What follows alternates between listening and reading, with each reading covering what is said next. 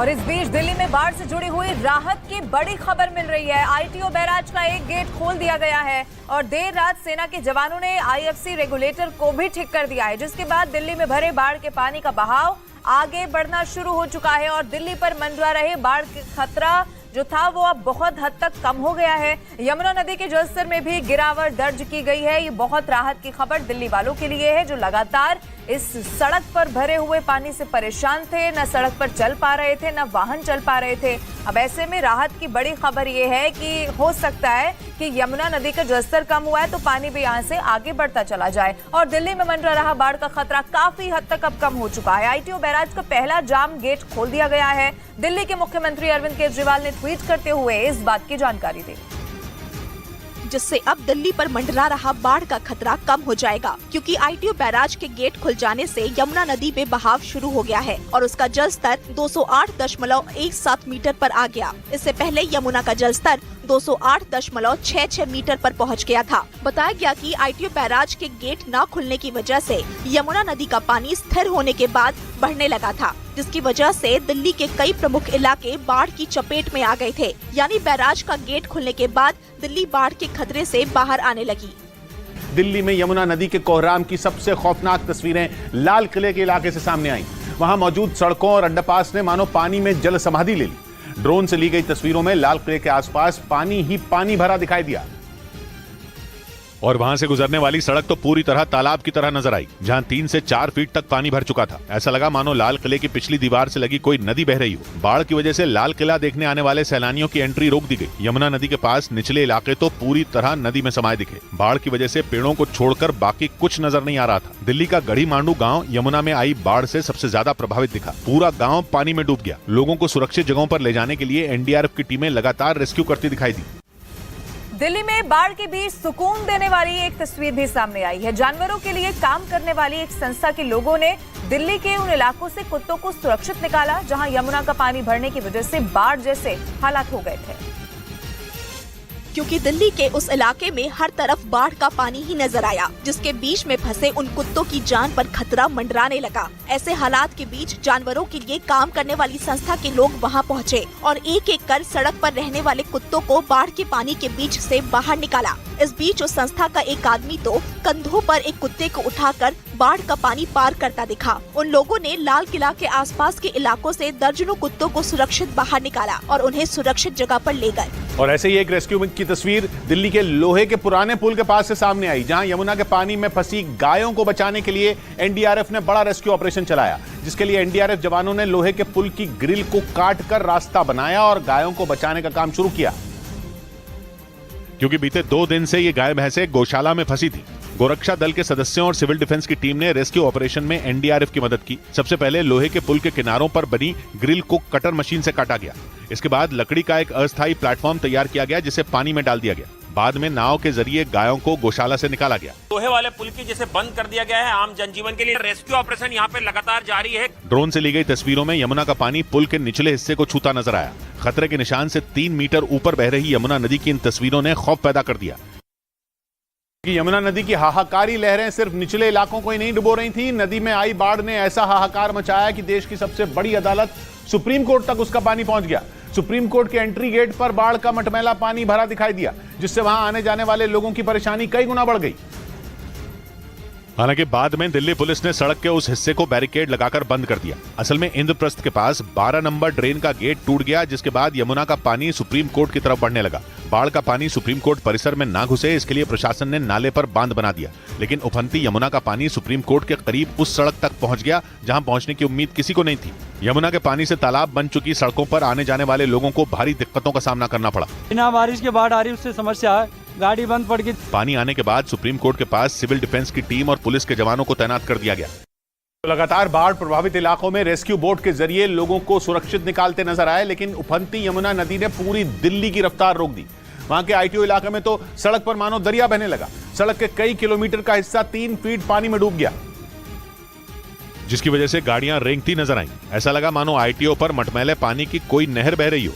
ये इलाका दिल्ली का वो हिस्सा है जहां दिल्ली पुलिस के हेडक्वार्टर्स हैं। पानी में डूबी इसी सड़क से होकर मंडी हाउस, संसद भवन, इंडिया गेट, प्रधानमंत्री आवास और केंद्रीय मंत्रियों के दफ्तर तक पहुंचा जा सकता है।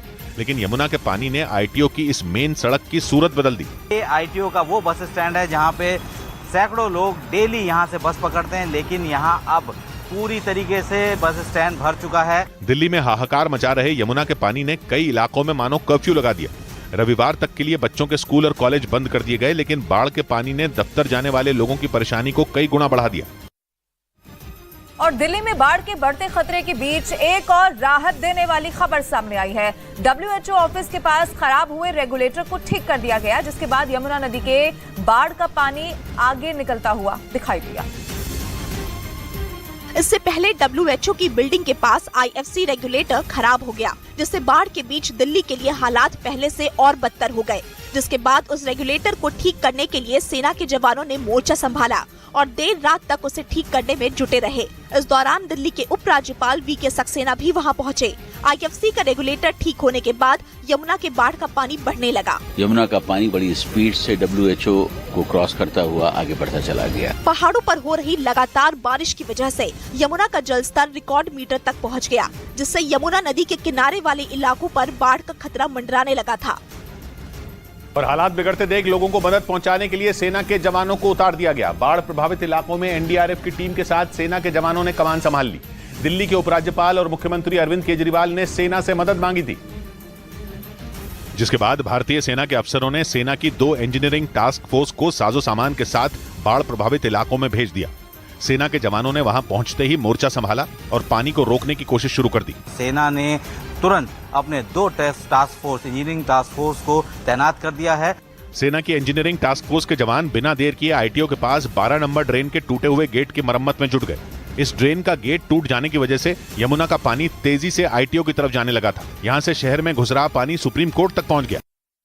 और यमुना नदी में आए उफान की दिल्ली से हैरान कर देने वाली कई और तस्वीरें भी सामने आई। वहां बाढ़ के पानी में राष्ट्रपिता महात्मा गांधी का समाधि स्थल राजघाट भी डूबा हुआ नजर आया और राजघाट के आसपास पानी घुटनों के ऊपर तक पहुंच गया। वहां से आई तस्वीरों में राजघाट का एंट्री गेट पानी में आधे से ज्यादा डूबा नजर आया। राजघाट जहां पर लिखा होता है वो नेम प्लेट सुबह तक दिखाई दे रही थी, लेकिन अब वो भी पूरी तरीके से डूब चुकी है। पानी के लगातार बढ़ते स्तर की वजह से राजघाट के आसपास की सड़कें डूब गईं। वहां से आई तस्वीरों में सड़कों का नामो निशान तक नजर नहीं आया। कुछ लोगों ने निकलने की कोशिश की, लेकिन गाड़ियां यहीं फंस जाती हैं। खतरे को देखते हुए राजघाट से गुजरने वाली सड़कों को बंद करना पड़ गया। यमुना नदी में आई बाढ़ का पानी दिल्ली में शांतिवन के आसपास भी भर गया। शांतिवन देश के पहले प्रधानमंत्री पंडित जवाहरलाल नेहरू का समाधि स्थल है और यमुना से निकले सैलाब ने उसे भी अपनी जद में ले लिया और बाढ़ का पानी वहां हर तरफ फैल गया। शांतिवन के सामने से गुजरने वाली सड़क पानी में पूरी तरह डूबी नजर आई, जिसकी वजह से उस रास्ते पर आने जाने वाले लोगों की मुसीबतें बढ़ गईं। हालांकि इसके बावजूद वहां बसें और गाड़ियां चलती दिखाई दी। वहां से आई तस्वीरों में कुछ मोटरसाइकिल और स्कूटर सवार भी पानी की तेज धार के बीच जूझते नजर आए। एक आदमी तो अपने स्कूटर को पैदल ही खींचता दिखाई दिया। दिल्ली में लाल किले के पास राजघाट और शांतिवन यमुना नदी के किनारे ही हैं और यमुना में आए उफान की वजह से उसके आसपास के इलाके डूब गए। इधर यमुना के पानी से दिल्ली के यमुना बाजार इलाके की हालत भी खराब हो गई। वहां सड़कों पर इतना ज्यादा पानी भर गया कि लोगों को आने जाने के लिए नाव का सहारा लेना पड़ा, क्योंकि सड़कें पानी में समा गई। लोग जिस सड़क पर तेज रफ्तार से गाड़ियां दौड़ाते थे वहां चारों तरफ सिर्फ पानी ही पानी भर गया। ऐसा लगा मानो यमुना नदी सड़क पर ही बहने लगी हो। यमुना बाजार में पूरी की पूरी सड़कें डूबी दिखाई दी। हालांकि इसके बावजूद लोग जान हथेली पर लेकर कमर तक भरे पानी के बीच सड़क पार करते दिखे। सड़क पर ज्यादा पानी भरा होने की वजह से कुछ लोगों की गाड़ियां भी सैलाब के बीच ही बंद हो गईं, जिसकी वजह से बारिश की मार झेल रहे लोगों की मुश्किलें और ज्यादा बढ़ गईं। वहां हालात इस कदर खराब हो गए कि लोगों को घर से निकलने के लिए नाव का सहारा लेना पड़ा। ड्रोन से सामने आई एक तस्वीर में पूरा इलाका पानी में डूबा दिखाई दिया। और यमुना में आई भयावह बाढ़ की वजह से दिल्ली के कई इलाकों में पानी भर गया, जिससे कई सड़कें और ओवरब्रिज बंद करने पड़े। यमुना के पानी ने दिल्ली की ट्रैफिक व्यवस्था को बिगाड़ कर रख दिया, जिसके बाद दिल्ली पुलिस ने ट्रैफिक रूट में कई बदलाव किए। क्योंकि जिन सड़कों पर कभी गाड़ियां फर्राटा भरती थीं, वहां नाव चलती दिखी। दिल्ली के कई इलाकों में सड़कों पर कहीं कमर तक तो कहीं गले तक पानी भर गया, जिसके बाद उन रास्तों को बंद कर दिया गया। सेंट्रल दिल्ली के अंदर जिन जिन लोगों को जाना है अब सोच समझ कर ही जाएं, क्योंकि ज्यादातर जो रास्ते हैं वो यहाँ पर बंद किए जा चुके हैं।